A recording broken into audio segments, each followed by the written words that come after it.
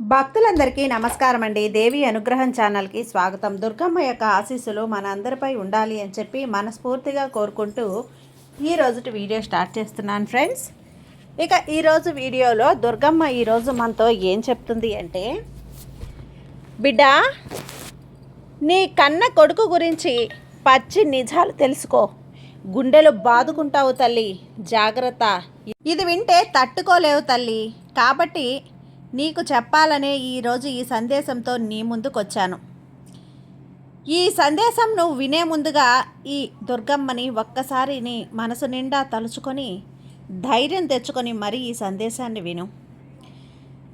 ఈ సందేశం నీకు ఆనందాన్ని కలిగించేలా ఉండకపోయినా కూడా నీ బాధని తగ్గించేలా ఉండేలా ఈరోజు ఈ సందేశాన్ని నీకోసం తీసుకొచ్చానమ్మా అంటూ దుర్గమ్మ మన కోసం తీసుకొచ్చిన ఈ సందేశాన్ని వినే ముందుగా మన ఛానల్ని ఫస్ట్ టైం చూస్తున్నట్లయితే ప్లీజ్ సబ్స్క్రైబ్ చేసుకోండి ఫ్రెండ్స్. వీడియో నచ్చితే కనుక లైక్ చేసి సపోర్ట్ చేయండి. ఇక వీడియోలోకి వెళ్ళబోయే ముందుగా ఒక్కసారి మనకు బాగా తెలిసినటువంటి గురువు గారు శ్రీ వారాహి అమ్మవారి జ్యోతిష్యాలయంలో జ్యోతిష్యం చెప్తున్నారు గురూజీ సుబ్రహ్మణ్యం రాజు గారు. Contact number 9989794560. ఈ గురువు గారు ఎలాంటి సమస్యనైనా సరే ఫోన్లోనే పరిష్కరించేస్తారు.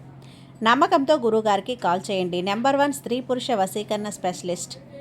భార్యాభర్తల మధ్య కలహాలు రావటం, ప్రేమించుకున్న వాళ్ళు దూరం అవ్వటం, మనశ్శాంతి లేకపోవటం, శత్రుపీడ, నరఘోష, నాగదోషం, శత్రు ప్రయోగాలు, ఆరోగ్య సమస్యలు, ఆర్థిక సమస్యలు, కుటుంబ సమస్యలు మరియు మానసిక సమస్యలు, ఎలాంటి సమస్యలనైనా సరే శాశ్వతమైన పరిష్కారం అనేది చూపిస్తారు గురూజీ సుబ్రహ్మణ్యం రాజు గారు. నమ్మకంతో గురువుగారికి కాల్ చేసి మీ సమస్యను పరిష్కరించుకోండి.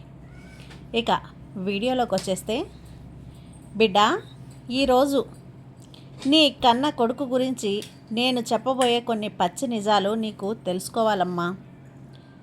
ఈ విషయాలను తెలుసుకున్న తర్వాత నీ గుండెని దిటువ చేసుకో, గుండెల్లో ధైర్యం పెంచుకో. నిజంగా నువ్వు వింటే షాక్ అవుతావు. ఎందుకంటే ఈ వాస్తవాలు అనేటివి కొంచెం నిన్ను కటువుగా నీకు అనిపించవచ్చు, అలాగే నీ మనసుని కొంత నొప్పించవచ్చు కూడా. అయినప్పటికీ కూడా ఇవి నువ్వు తెలుసుకోలేక నీ జీవితంలో చాలా నష్టపోతావు. ఇది అందరి బిడ్డల గురించి చెప్తున్న మాటలైతే కాదు, కొందరి బిడ్డలు, కొంతమంది పిల్లలు మాత్రమే. ఎవరైతే ఇటువంటి ప్రవర్తనతోటి మీ పిల్లలు మీ దగ్గర ఉన్నారో ఆ తల్లిదండ్రుల యొక్క పిల్లల గురించి మాత్రమే చెప్తున్నాను. ఆ తల్లిదండ్రులు ఖచ్చితంగా తెలుసుకోవాలి. ఏ బిడ్డలకైతే 16 సంవత్సరాలు నిండిన పిల్లలైతే ఉంటారో అలాంటి వారు ఇలా ఉండటానికి ఇష్టపడరు.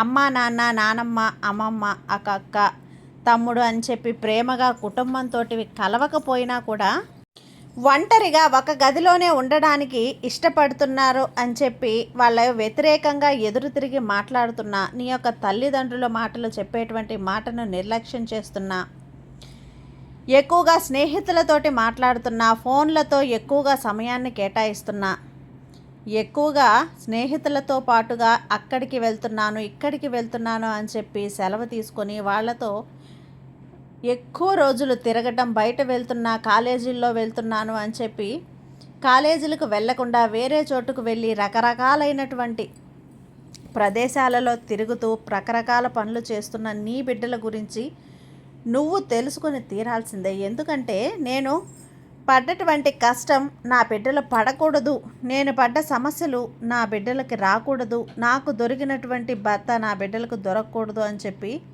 ఎన్నో కష్టాలు పడి ఎంతో కన్నీటిని దాచుకొని నీ యొక్క చేతులు కూడా గడ్డలు కట్టే విధంగా నువ్వు పనిచేసి సంపాదించి కష్టపడి ఎంతో కన్నీటిని దాచుకొని నీ యొక్క చేతులు ఆ విధంగా రేయింబవళ్ళు పనిచేసి ఆలోచించి ఎంతో శ్రమ పడుతున్నటువంటి నీ జీవితానికి ఒక చల్లటి చిరుగాలి అనేది నీ బిడ్డల వైపు నుంచి వస్తుంది అని చెప్పి నువ్వు ఎదురు చూస్తూ ఉన్నావు. అలా ఎదురు చూస్తున్న ఆ సమయంలో ఆ చల్లటి చిరుగాలి కాస్త నిప్పుల వేడి గాలి, నిప్పులు పొగలు కక్కుతున్నటువంటి ఆ పరిస్థితులు, అలాంటి వార్తలు నీ కంట పడినా, నీ చెవున పడినా, నీ మనసుని తాకినా కూడా ఒక అగ్నిగుండంలాగా మారబోతుంది తల్లి. కాబట్టి ఏదైనా కూడా మొక్కలో వంగనిది మానై వంగునా అని చెప్పి చెప్తూ ఉంటాం కదా. కాబట్టి పిల్లల్ని ఇప్పుడే సరి చేసుకోవాలి, ఇప్పుడే మనం దారిలో పెట్టుకోవాలి. అలా కాకుండా వాళ్ళని అంతా అయిపోయిన తర్వాత అన్నీ నేర్చేసుకొని చదువు అనేది పట్టించుకోకుండా బిడ్డ ఇప్పటి నుంచైనా కానీ వారి జీవితాల్లో వాళ్ళు తెలుసుకొని చక్కదిద్దే ప్రయత్నం చేయటం పూర్తిగా నీ వైపు నుంచి ఉందమ్మా. కాబట్టి అది మొదట్లోనే చేయాలి. చెప్పాను కదా, మొక్కై వంగనది మొహనై వంగునా అని. నువ్వు ఎంతవరకు చేయగలుగుతావో అంతవరకు ప్రయత్నించాలి. అలా ఖచ్చితంగా ప్రయత్నించాల్సినటువంటి బాధ్యత నీ చేతుల్లో ఉంది. అంటే నా మాట వినటం లేదు, నేను చెప్పిన మాట వినటం లేదు, వాడిని వదిలేస్తాను, లేదంటే తనని వదిలేశాను, వారి ఇష్టం వచ్చినట్లు వాళ్ళు చేస్తున్నారు, నేను చేయగలిగింది ఏమీ లేదు అని చెప్పి ఇటువంటి నిర్ణయాలు అయితే నువ్వు తీసుకోవద్దు. ఎందుకంటే నువ్వే చేయాలి. వాళ్ళని సరైన మార్గంలో మాటల రూపంలో చెప్పడమో, వీలైతే ఒక దెబ్బ, ఎక్కువ దెబ్బలు కాదు తల్లి, ఒక దెబ్బ వేసి చెప్పడం, లేదంటే తనకెవరినైనా కానీ మంచిగా ఉండేటువంటి జీవితాలను ఉదాహరణగా చూపించి వాళ్ళలా జీవించాలి, వాళ్ళలా పైకి రావాలి, వాళ్ళలా కష్టపడాలి అని చెప్పి వాళ్ళకి చెప్పి ఇటువంటి పనులు చేసి పాడైపోకూడదు అని చెప్పి వాళ్ళ మెదడుని కొంచెం సానపట్టే విధంగా మనం చేసి ఏదో ఒక రకంగా దానికి తగ్గ ప్రయత్నం అనేది మనం చేసి చూపించినట్లయితే, అటువంటి ప్రయత్నం అనేది నువ్వు చేయకుండా ఉంటే గనక నీ పిల్లల భవిష్యత్ అనేది ఎక్కడికక్కడ పోనీలే, వదిలేద్దాం, చూద్దాం, రేపు చూద్దాం, ఎల్లుండి చూద్దామని చెప్పి వదిలేస్తే కనుక ఈరోజే కదా వెళ్ళనివ్వు, చేయనివ్వు, ఇలా చూడనివ్వు అని చెప్పి తనని ఒంటరిగా వదిలేవంటే తను నీ చేతికి చిక్కకుండా పోతాడు తల్లి. జీవితానికి అలవాటు చేస్తే మళ్ళీ నీ దారిలోకి రావటానికి నువ్వు చాలా చాలా కష్టపడాల్సి వస్తుంది. గుర్తుంచుకో బిడ్డ, ఎప్పుడైనా కానీ మనిషి అనేవాడు మన చెయ్యి దాటకుండా చూసుకోవాలి. ఎప్పుడైనా సరే మన చెయ్యి దాటాడు అంటే కనుక మళ్ళీ మన చేతికి చిక్కబోయేది, జారిపోకముందే పట్టుకోవాలి, చిక్కేదంటూ ఏమీ ఉండదు. ఎప్పుడైతే మన మాట ఎత్తినా సరే, లేదంటే ఆవేశం చూపిస్తున్నారు అంటే కనుక ఆ నిమిషంలో వాళ్ళకి తగినట్లుగా ఏదన్నా మాట్లాడుతున్నా, కోపం ఆవేశం వస్తున్నా, అరుస్తున్నారు కదా, మనకెందుకు ఇప్పుడు ఇంట్లో గొడవ అవుతుంది, ఇలా భయపడి గనక వదిలేస్తే అదే చాలా పెను ప్రమాదంగా మారుతుంది. రేపొద్దున నువ్వు తీరా చేతులు కాలిన తర్వాత ఆకులు పట్టుకొని ఏం ప్రయోజనం చెప్పు? అలాంటి పరిస్థితి ఏర్పడకూడదు. నలుగురిలో విలువగా నీ యొక్క కుటుంబం ఇప్పటి వరకు ఉంది, కానీ రేపు జరగనానిదేదన్నా జరిగితే నీ పరువు పోతుంది. ఆ సంగతి తెలిసి పక్కన పెట్టు. నూరేళ్ల పచ్చని భవిష్యత్తు, ముక్కు పచ్చలారని వయసులో తమ ఎన్నో కష్టాలు పడితే ఇంతవరకు ఒక తల్లిదండ్రిగా చూస్తూ ఉండగలుగుతావా? అయ్యో, నేను ఆ రోజు నా ప్రయత్నం చేసి ఉండాల్సిందే అని చెప్పి అనుకోవా? అలా అనుకోకుండా ఉండాలి అంటే నువ్వు ఇప్పుడే జాగ్రత్త పడాలి. నువ్వు, నీ కుటుంబం, నీ పిల్లలు, నీ భర్త, నీ భార్య, అత్తమామలు అందరూ సంతోషంగా ఉండాలి అన్న ఉద్దేశంతోనే ఇవన్నీ కూడా నీకు చెప్తున్నానమ్మా. కాబట్టి నీకు హెచ్చరించి ముందుగానే నీకు నేను చెబుతున్నాను తల్లి.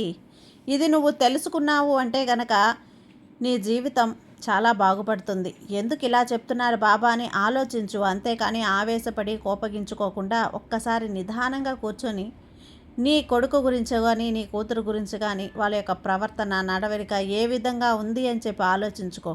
దానిని పక్కన పెట్టి ఏం చెయ్యాలి అనేది ఆలోచించుకో. ఏదైనా నీ చేతుల్లోనే ఉంది అని చెప్పి ఈరోజు నీకు గుర్తు చేస్తున్నాను కదా.